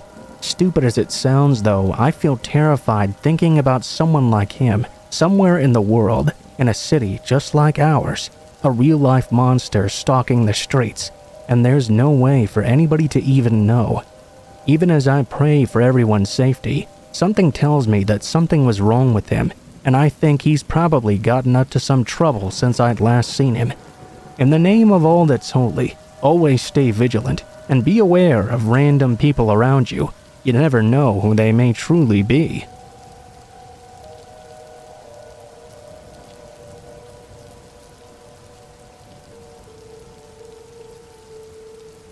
Back in 2015, I went to Cologne, Germany for a work trip. I put that work trip in quotes because it was all on the company dime, but all it consisted of were a bunch of team-building exercises involving several different offices from around Europe and the US. There was go-karting, paintballing, numerous lunch meets, and nights out on the town as well. Although we were technically there in a professional capacity, it was basically just a paid vacation. I was honestly super psyched to be there. It was my first time outside of the US, let alone going to Europe. So, our first night there, I went out with a work buddy of mine, hitting up a few small bars after dinner to sample some fine German beers. And I do mean sampling, by the way, because despite what everyone said afterwards, we all knew darn well we couldn't get sauced up since we had our first team-building activity the following morning. So we were left drinking smaller glasses of all the different beers in one place, then moving on to the other. These glasses couldn't have been any bigger than 8 ounces or so, and we weren't finishing every single one of them either. I know this may sound dumb, but even though we were drinking, the aim was not to get drunk, if that makes any sense. My point is that by the time we moved on to the third bar, we were still all sober, and told ourselves this would be the last stop before returning to our hotel. We walked up to the bar, checked out the drinks menu, then ordered 2 small glasses of fruity, which turned out to be a bright red strawberry beer of some sort. Then, as we were talking about how awesome it was, some random guy just sidled up to us. "You guys Americans?" We get to talking to him just about where we're from and stuff, and it turned out he wasn't German, but had moved there from someplace else when he was a kid. I didn't want to press him too much on it. The way he talked made it seem like kind of a touchy subject. We moved on to other topics, like why we were here visiting. It was around then he started asking if we wanted him to hook us up with any local girls. I knew exactly what he meant by that, so I politely refused on mine and my buddy's behalf, laughing it off and assuring him I was married. He moved on to drugs, asking if we wanted hashish or cocaine or ecstasy. Again, I said no thanks. The guy then kind of paused, looked us both over, and asked me something that shook me to my core.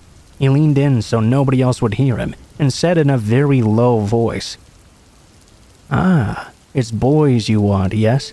I can get you boys, some very young ones." My buddy was mid-sip as the man said this. He just about choked on his drink, as I told the guy to take a hike right now. I didn't think he was serious. I thought it was supposed to come across as an insult or something, but afterwards, I wasn't so sure. I think as horrifying as it may seem, he was the kind of guy to actually be able to follow through on such an offer. Anyway, like I said, I told the man to go kick rocks since he was getting on my nerves. The man sneered at us, laughed the rebuke off, then walked away, taking a seat with a bunch of men over in the corner of the bar. Me and my buddy worked through our beers, siphoned the pythons in the bar's restroom, and headed back towards our hotel room. On the way out, I could see the men in the corner of the bar giving us major stink eye, but with me being somewhat street smart, I knew to stick to brightly lit places and try to shake their tail if they tried to follow us. We were walking for a few minutes. No one seemed to be following us so far, so I thought we were all in the clear. Shortly after, though, I realized that I was actually really drunk. It made sense, I guess. I had been drinking, but I was way too disoriented, like way too drunk for the amount I'd actually consumed. Last thing I remember saying is, "Bro, I feel so gross." And then there was just nothing. I know we kept walking for a while, but I can't remember where, and I don't remember passing out or seeing those shady guys from the bar again. Given that both my buddy and I woke up a few hours later as the sun was starting to rise, and he had been completely rinsed of all his valuables, I'm willing to hazard a guess as to what happened. All the symptoms we both felt the next day were completely consistent with being drugged with GHB or some other kind of sedative. We went to report it to the cops right away. They gave us some kind of urine test, and lo and behold, tested positive for some kind of knockout drug. Not specifically GHB, mind you, but basically something that had similar effects. We both felt terrible for the next whole day. Honestly, it's not the worst thing that's ever happened to me, though. I know it could have been much worse, especially if those dudes were as shady as I think they were. That's just it, though. I think what they did was some sort of warning. This is what we're capable of sort of thing. I don't even know how they managed to slip something into our drinks. I have zero clue. Must have been when the guy was cleaning the glass or something, but I hadn't seen a thing. Certainly makes for some impressive sleight of hand, and made it clear that whoever we're dealing with, they knew what they were doing. Heck, if they really wanted to, they could have simply made us disappear. We missed the first team-building exercise in the morning, and the second full day of go-karting too. That really stunk, knowing that we wouldn't be going again. But we had bigger fish to fry at the moment. No matter how detailed of a report we gave, though, or how much we pointed the cops in the right direction, they came back with nothing. I think the closest we got to a definitive answer was when one cop said he strongly suspected it being the work of an Albanian group who were known to scam tourists. As soon as he said that, both me and my buddy said, "Yeah, that sounds about right." The shady guy did say he was from another country. His unwillingness to talk about it could have been very genuine. Thankfully, we never ran into those guys again, and the rest of the trip was very fun. It made up for the initial drugging and robbery, but I always let that serve as a reminder that not everyone in a foreign place is a kindly stranger, and letting your guard down when you're traveling can come with a very heavy price.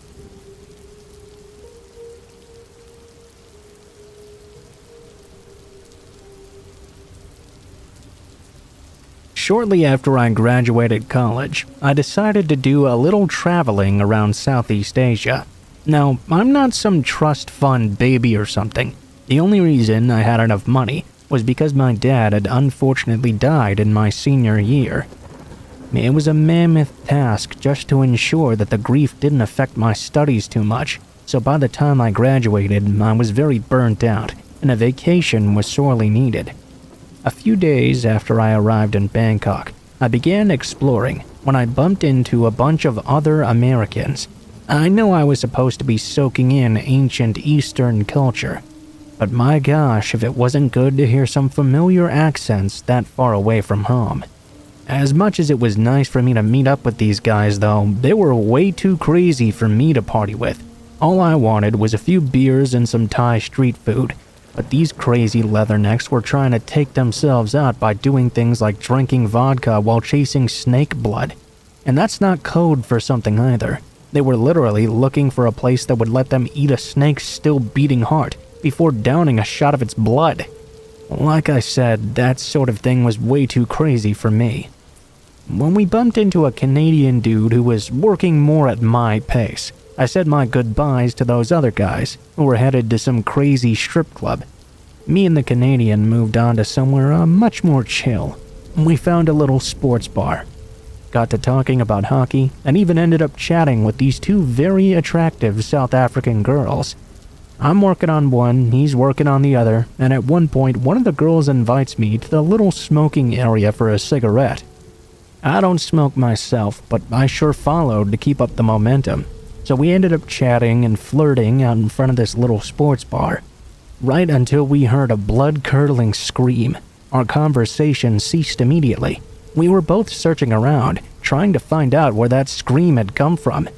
It didn't take us long to find out, though. Just across the street, clear as day, some random Thai guy was beating the shit out of some black girl, hitting her in the face over and over again. What's worse, no one was doing a thing about it, just walking past pretending it wasn't happening. In my thinking, I realized that not only should I do something, but I was being presented with a golden opportunity to impress this girl by becoming a genuine white knight. I gave her my beer to hold. I ran over and tried to break up what looked like a very one-sided fight. "Hey, what are you doing, man? You can't hit her like that." He let her go and she ran away. Now it was just me and this guy, with almost everyone in the street staring at us, waiting for me to do something. I lowered my voice and adopted a slightly more respectful tone. "Look, man, you can't just hit girls like that." The guy stepped up to me, a grin on his face. I realized now the bouncers from a nearby bar, as well as a handful of tuk-tuk drivers, were all walking over to encircle us. It was only then that I realized there was a reason why no one had tried to stop this guy from hitting that girl. He was somebody well known to locals and tourists alike. Someone bad. "You don't know who I am, do you?" the guy said in alarmingly perfect English. Most Thai people know at least a little bit, so they're able to corral tourists, but it's always heavily accented. This guy talked with what I can only describe as a British accent. He was that well-spoken. I told him no, not exactly the truth, but more like I just needed to see where the situation was headed. Then, as I'm eyeing this guy's backup, which had materialized out of nowhere, the man took a step forward, put his hand around me so he was grabbing the back of my neck, and then drew his fist back in preparation to punch me. I'm not exactly an MMA master or something, but I did attend some jiu-jitsu classes in high school. I was able to block the punch by dropping my head and raising both hands flat to my forehead. I followed up by shoving him away from me, then trying to get away from there. Before I could do anything though, bang, someone behind me or to the side of me threw a sucker punch, and I felt my knees buckle out from under me. Next thing I know, I'm being helped into the bar by some guys who'd seen me getting destroyed out there. They were trying to hold me up and trying to walk me behind a bar. Probably to give me some first aid in a back office or something. I was hazy beyond belief. I was grateful enough to the guys helping me that I tried to turn a little to thank them, and that's when I saw it was the same guys who just knocked me out in the first place. They weren't holding me tight to keep me steady. They were holding me so I couldn't get away. They wanted to get me in the back of that bar all right. I realized it probably wasn't for anything good. I started to buck and wriggle, trying to escape their grip. They started to hit me more. I screamed for help and turned to look at all the customers, trying to see if any of them would help me. Then again, it was just like when that girl was getting punched. All these faces, Western and Eastern alike, were just staring silently or acting like nothing was happening at all. I'd never been as scared as that in all my life, man. It's one thing to have something scary happen to you, but it's another when all kinds of people can see it, but are too scared or too apathetic to do anything about it. That's a special kind of terror right there. Comes with a certain feeling of doom. I don't know how else to describe it, like you're condemned. Then, right as they were getting me behind the bar, they pried my grip off the bar hatch. I heard this oddly familiar voice. "Hey, get your hands off that man." I looked up. It was the American Marines I'd been drinking with earlier. They must have been walking past still in search for their snake blood and heard all the screaming I was bellowing out. Being the kind of people they were, they ran in the direction of the trouble and found me. I know you probably want to hear about some big bar fight that exploded into action with tables and chairs being thrown as the brave Americans came to my rescue. But fortunately for me, there was no such destruction once the Marines made it clear I was with them. I figure the Thai gangster thugs must have assumed I was a Marine too, and if they ended up hurting a US serviceman, there would be way more trouble for them than what it was worth. So they just let me go. The gangster dude pretended like there had been some sort of mistake, even apologized to me as I limped out, telling me to come back soon with my friends. I'd never go back there though. I know it's mostly just friendly business types giving the youngster tourists a fun experience abroad, but there are people down there who live and breathe violence and exploitation. I think that's what I want to say to any prospective travelers. Don't treat foreign countries like places you can't be hurt, or where actions don't have consequences, because as much as I like to think I did the right thing overall, I know it almost got the life beat out of me, or maybe even worse.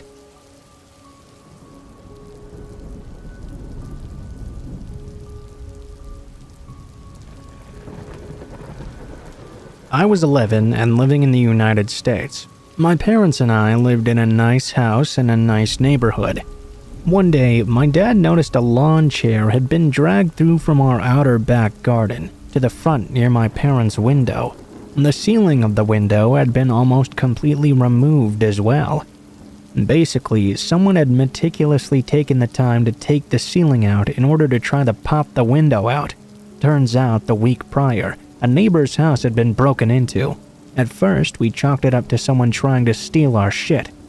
Over the next month or so, though, things like this kept happening on the regular, until eventually my mother was being driven so crazy by the idea of someone being this desperate and not getting caught that she ended up staying in the guest room near the front of the house with a golf club on hand at all times. The night we caught the fucker doing it is still so livid. I was up watching late-night cartoons, as a lot of kids do, when my dog started growling so low and deep, it actually scared me. I'd never heard something so menacing before, and instantly I knew something was wrong. Every hair stood up on end at once. My dog was staring straight ahead at my window where the blinds were drawn, but it was as if he could see someone right through them. Next thing I know, I heard my mom scream at the top of her lungs, "Caught you now, fucker."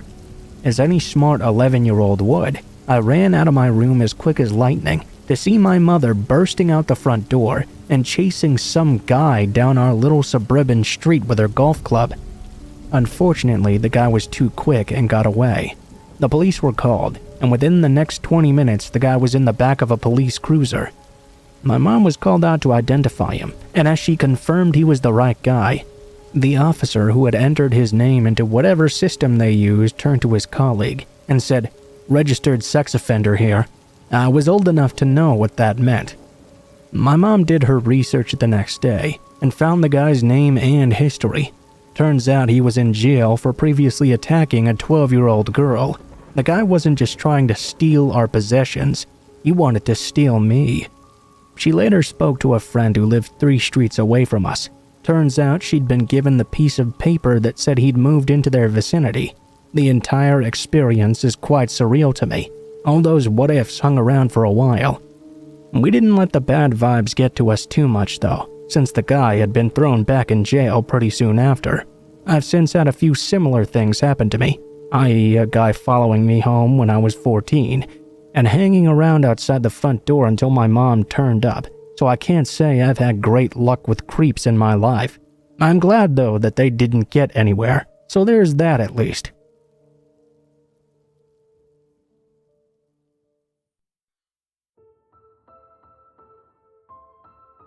What is up guys, Blue Spooky here. Thank you guys so much for watching, especially if you made it this far to the end of the video. If you liked the video, please be sure to like, share, comment, and subscribe if you feel so inclined. If you have any feedback for me as well, be sure to leave that in comments below the video. If you guys have a story you'd like to send in, or if you'd like to contact me for any reasons, there will be links to my social media in the description below the video, including my Facebook, Gmail, and Twitter accounts. Go ahead and send me a message on any of those, and I'll try to get to you as soon as possible. If you do decide to send in a story, please be sure to include in the tagline what the name of the story is if it has one, what type of story it is if it has one, and how you'd like to be credited in the description below the video. Please make sure to include as much detail as you feel comfortable with and try to use as much proper grammar as possible to make sure you have the highest chance of appearing in a future video. Overall, I think that's pretty much it for now, guys, so thank you so much for watching, and I hope you guys have a great day.